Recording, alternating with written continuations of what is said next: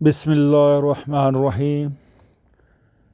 बदर बिन मुगीरा यह कहकर खामोश हो गया और अलज़गल मोहब्बत, शफ़क़त और अक़ीदत के जज्बात से मग़लूब होकर देर तक उसकी तरफ देखता रहा।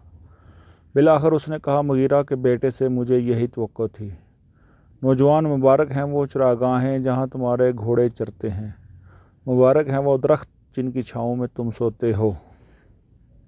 बेशक गरनाता का महल इस काबिल नहीं कि वो एक शाहीन का मस्कन बन सके, लेकिन मैं तुम्हें महलात में रहने की दावत देने के लिए नहीं आया। मैं तुम्हें एक खुशखबरी देने आया हूँ। हम कस्तला के साथ आखिरी दम तक लड़ने का फ़ैसला कर चुके हैं। अबुल हसन आज भी जहाद करने के लिए तैयार हैं, लेकिन मैंने उससे 4 माह की मोहलत ली है और इन 4 माह में हमें बहुत कुछ करना है, और मैं तुम्हें ये बताने की ज़रूरत नहीं समझता कि तुम्हें क्या करना चाहिए। बदर की खूबसूरत आंखें मुसरत से चमक उठीं। उसने अलज़गल का हाथ अपने हाथों में लेकर होंठों से लगा लिया और बोला, अगर नसरानियों के ख़िलाफ़ बगावत का झंडा उठाने के लिए कुदरत ने यह हाथ मुंतखब किया है तो मैं इसे बोसा देता हूँ। अलज़गल ने हाथ फैलाकर बदर को गले लगा लिया। अलज़गल से अलहदा होकर बदर मूसा की तरफ मतवज्जो हुआ। मैं आपका और आपके साथियों का खैर मकदम करता हूँ। मूसा आगे बढ़कर इससे बगलगीर हुआ तो अलज़गल ने मुस्कुराते हुए कहा, मूसा, ये अकाब तुम्हारे कब्ज़े में बड़ी मुश्किल से आया है, इसे छोड़ न देना। मूसा ने बदर की पेशानी पर बोसा देते हुए कहा, आप परेशान ना हों, मैं आपको अपने कब्ज़े में रखने की बजाय आपके साथ उड़ने की कोशिश करूँगा। मैं आपको जानता हूँ। बदर ने मुस्कुराते हुए जवाब दिया, गरनाता की आँख के तारे को कौन नहीं जानता। मूसा ने कहा, मैं एक बात किए बगैर नहीं रह सकता। मुझे ये ख्याल था कि हालात ने आपको मोहतात बना दिया था, लेकिन आज जो कुछ आपने किया वो आपकी रवायात के ख़िलाफ़ है। इस वक्त आप अकेले हमारे पास चले आए। आपको ये ख्याल कैसे आया कि हमारी नीयत बुरी नहीं? बदर ने हंसते हुए जवाब दिया, 50 आदमियों की नीयत अगर बुरी भी हो तो भी इस जगह अपने लिए इन्हें कोई बड़ा ख़तरा नहीं समझता। और आपको कैसे यकीन आया कि हमारे पीछे कोई फ़ौज नहीं? बदर बिन मुगीरा ने जवाब दिया, जब आप यहाँ से 20 कोस के फासले पर थे तो मुझे आपकी आमद की इत्तला मिल चुकी थी, और मुझे ये भी मालूम हो चुका था कि आपके पीछे कोई और फ़ौज नहीं। और जब आप पहाड़ से नीचे उतर रहे थे तो मैं एक दरख्त पर बैठा आपकी बातें सुन रहा था, और इसके बावजूद मैं काफ़ी मुतात हूँ। हकीकत यह है कि इस वक्त आपके 50 आदमी मेरे साथियों के नरखे में हैं। मूसा ने हैरान होकर चारों तरफ दरख्तों पर निगाह दौड़ाई।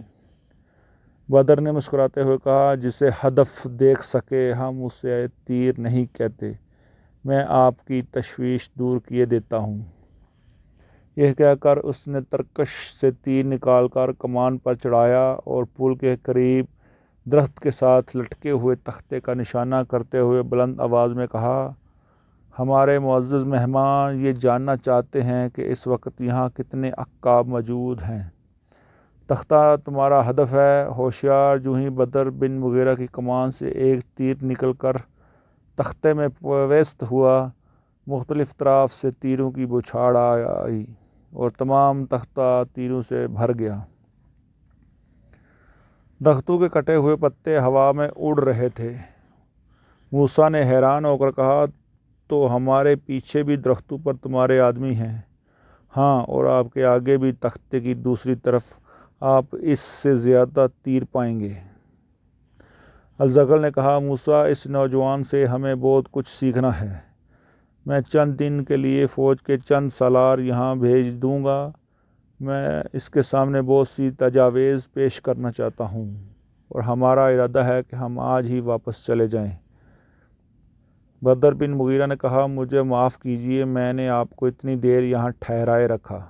आप मेरे साथ आइए, हम इत्मीनान से बैठकर बातें करेंगे। अलज़गल ने जवाब दिया, लेकिन आपकी क़यामगाह यहाँ से काफ़ी दूर है اور وہاں جا کر شاید میں آج ہی واپس نہ جا سکوں۔ میں آپ کو زیادہ دور نہیں لے جاؤں گا۔ آئیے، اس جنگل کے پھل اور شکار آپ کے لیے اور اس کی گھاس آپ کے گھوڑوں کے لیے حاضر ہے۔ ہم آپ کی دعوت قبول کرتے ہیں، کہہ کر الزغل گھوڑے پر سوار ہو گیا۔ بدر کی رہنمائی میں سواروں نے ندی عبور کی۔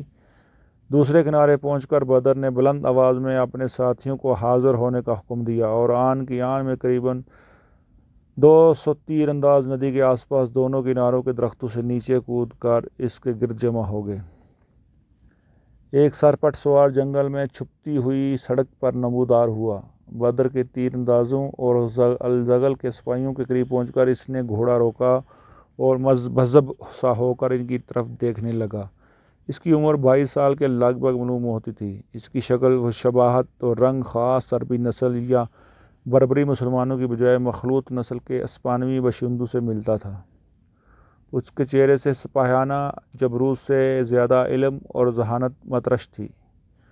بدر کی طرح اس کے سر پر بھی سفید عمامہ تھا، لیکن ذرا کے اوپر وہ سرخ رنگ کی قبا پہنے ہوئے تھا۔ اس کے گھوڑے کی زین کے ساتھ چمڑے کے 2 تھیلے بندھے ہوئے تھے۔ بدر نے اس کی طرف دیکھتے ہوئے کہا، بشیر تم آگے، یہ تاجدار اندلس کے بھائی الزغل ہیں، اور یہ موسیٰ ہیں، یہ ہمارے لیے خوشخبری لائے ہیں۔ ان قریب قسطلہ کے خلاف اعلان جنگ ہونے والا ہے۔ بشیر نے گھوڑے سے کود کر دونوں سے مصافحہ کیا تو بدر نے کہا، یہ بشیر بن حسن ہیں، آپ نے ان کا نام سنا ہوگا، اندلس میں ان سے بہتر جرح شاید اور کوئی نہ ہو۔ انہوں نے قرطبہ میں اپنا عالی شان محل چھوڑ کر میرے ساتھ اس جنگل میں رہنا پسند کیا ہے۔ بدر نے اپنے ساتھیوں کی طرف اشارہ کیا اور وہ یکے بعد دیگرے جنگل میں غائب ہو گئے۔